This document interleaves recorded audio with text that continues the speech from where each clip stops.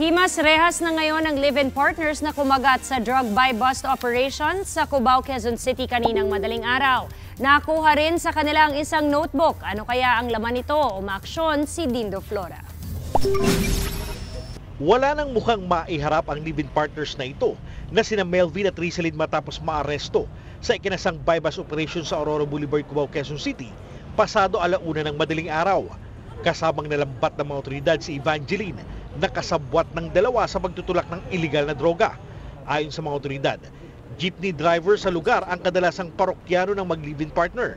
Ito yung mga nagdi-deliver at nagbabagsak dito sa kahabaan ng Aurora. Minsan nagdi-deliver sa mga apartel, dito sa mga Jocards at saka sa mga jeepney drivers dito sa kahabaan ng Aurora. Tapat pa mismo ng eskwelahan. Nakuha sa tatlo ang 33 sachet ng hinihinalang shabu na nagkakahalaga ng higit 30,000 pesos.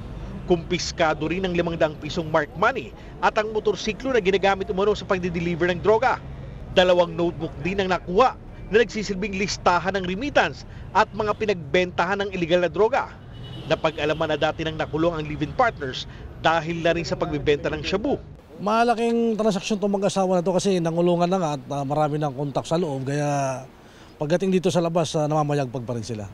Sa kabila ng kaliwat ka ng ebidensya, todo tanggi pa rin ng mga sospek. Matagal na raw silang tumigil sa pagtutulak ng droga at ngayon ay nakapagbagong buhay na. Wala po, hindi po totoo yun. Lalakad lang po. Dalawa lang po yung motor. Dati po, naulo na po ako pero po nagbagong buhay na po ako. Nagbagong buhay na po ako. Kailan po nagbabagong buhay na po ako. Saka po ganito nangyari. Balik kulungan ng dalawa na nahaharap ngayon sa kasong paglabag sa Anti-Dangerous Drugs Act. Umaaksyon, Dindo Flora, News 5.